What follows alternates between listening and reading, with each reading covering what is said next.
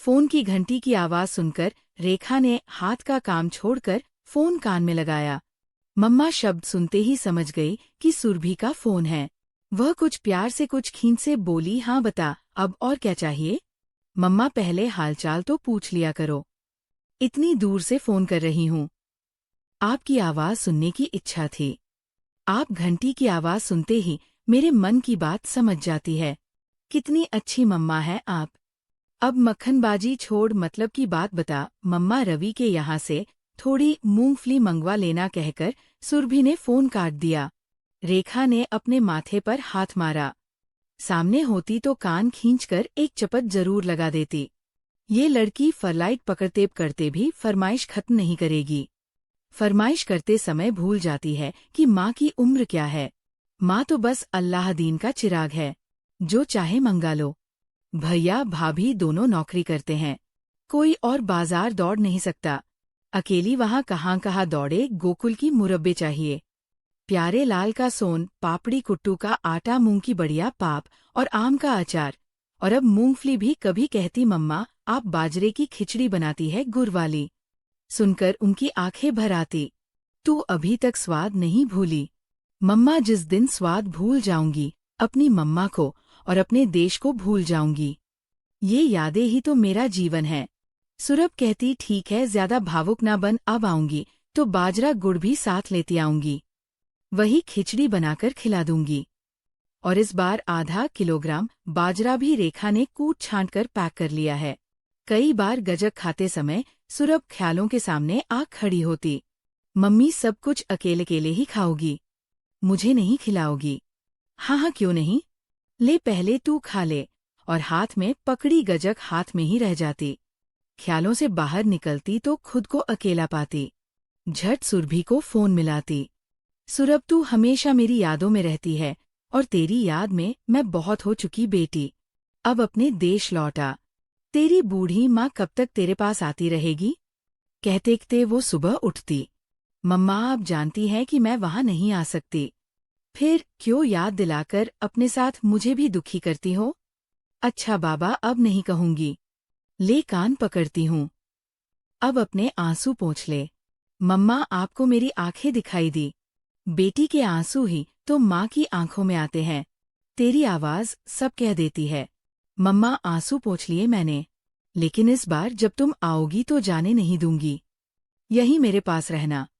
बहुत रह ली वहाँ, ठीक है, पर तेरे देश की सौगात तुझे कैसे मिलेगी? हाँ, ये तो सोचना पड़ेगा। अब आपको तंग नहीं होना पड़ेगा।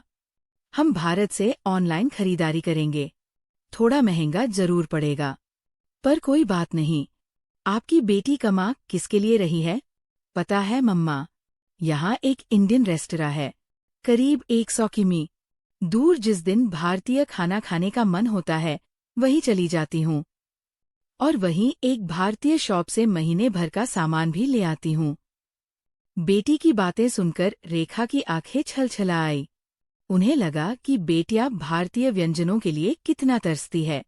पिज्जा बर्गर की संस्कृति में उसे आलू और मूली का पराठा याद आता है। काश वह उसके पास रह पाती और रोज अपने हाथ से बना बनाकर खिला पाती। 6 साल हो गए यहाँ से गए हुए, लौटकर नहीं आई। वही 3 बार हो आई है और अब फिर जा रही है। सुरभि के विदेश जाने में वो कहीं ना कहीं स्वयं को अपराधी मानती है। यदि सुरभि के विवाह को लेकर वो इतनी जल्दबाजी न करती तो ये सब ना होता। सुरभि ने दबे स्वर में कहा भी था कि मम्मा थोड़ा सोचने का वक्त दो। वह तब उबल पड़ी थी कि तू सोचती रहना, वक्त हाथ से निकल जाएगा।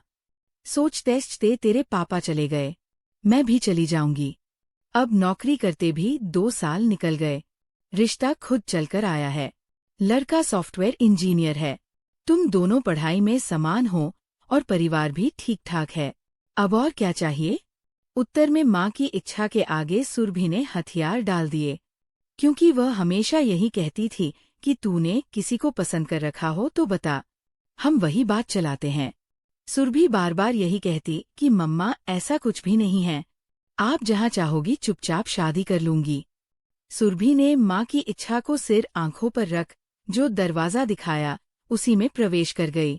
लेकिन विवाह को अभी 2 महीने भी ठीक से नहीं गुजरे थे कि सुरभि पर नौकरी छोड़कर घर बैठने का दबाव बनने लगा।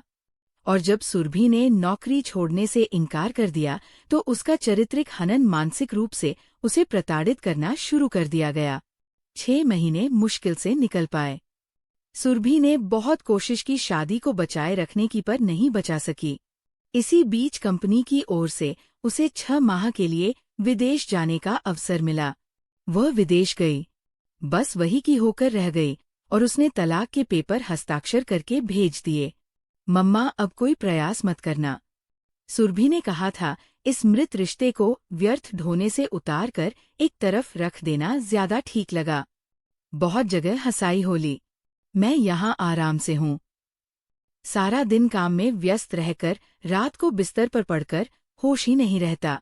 मैंने सब कुछ एक दुस्वप्न की तरह भुला दिया है। आप भी भूल जाओ। कुछ नहीं कह पाई बेटी से, वह क्योंकि उसकी मानसिक यात्रा की वो स्वयं गवाह रही थी। सोचा कि थोड़े दिन बाद घाव भर जाएंगे, फिर सब कुछ ठीक हो जाएगा। इसी उम्मीद को लेकर वो 3 बार सुरभि के पास गई। प्यार से समझाया भी, सब मर्द एक से नहीं होते बेटी। अपनी पसंद का कोई यही देख ले। जीवन में एक साथी तो चाहिए ही, जिससे अपना सुख दुख बांटा जा सके। यहाँ विदेश में तू अकेली पड़ी है। मुझे हरदम तेरी चिंता लगी रहती है। मम्मा, मुझे इस रिश्ते से घृणा हो गई है। आप मुझसे इस बारे में कुछ ना कहें। विचारों को झटक कर रेखा ने घड़ी की ओर देखा। 5 बजने वाले हैं। कल की फ्लैट है। पैकिंग थोड़ी देर बाद कर लेगी।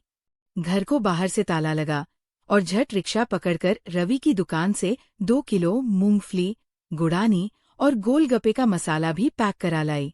बहू और राजीव के आने में अभी 1 घंटा बाकी है। तब तक रसोई में जा सब्जी काटकर और आटा गूंदकर रख दिया। थकान होने लगी। मन हुआ पहले 1 कप चाय बनाकर पी ले। फिर ध्यान आया कि राजीव और बहू ये सामान देखेंगे तो हंसेंगे। पहले उस सामान को बैग में सबसे नीचे रख ले। चाय उन दोनों के साथ पी लेंगी। बहू बेटे खा पीकर सो गए। उनकी आंखों से नींद कोसों दूर थी। वह बेटी के लिए ले जाने वाले सामान को रखने लगी। ज्यादातर सामान उन्होंने किलो-आधा किलो के पारदर्शी प्लास्टिक बैग में पैक कराए हैं, ताकि कस्टम में परेशानी ना हो और वो आराम से सामान चेक करा सके। सुरभि के लिए कुछ ड्रेस और आर्टिफिशियल ज्वेलरी भी खरीदी थी। उसे बड़ा शौक है। सारा सामान 2 बैगों में आया, अपना सूटकेस अलग। मन में संकोच हुआ कि राजीव और बहू क्या कहेंगे। इतना सारा सामान कैसे जाएगा? सुरभि ने तो कह दिया है कि मम्मा चिंता ना करना, अतिरिक्त भार का पेमेंट कर देना। और यदि खोलकर देखा तो उनकी इस सोच को अचानक ब्रेक लगा जब राजीव ने पूछा, मम्मा आपकी पैकिंग पूरी है, कुछ छूटा तो नहीं? वीजा टिकट और फॉरेन करेंसी सहज कर रख ली। संकोच वश नीची निगाह किए उन्होंने हमें गर्दन हिलाई।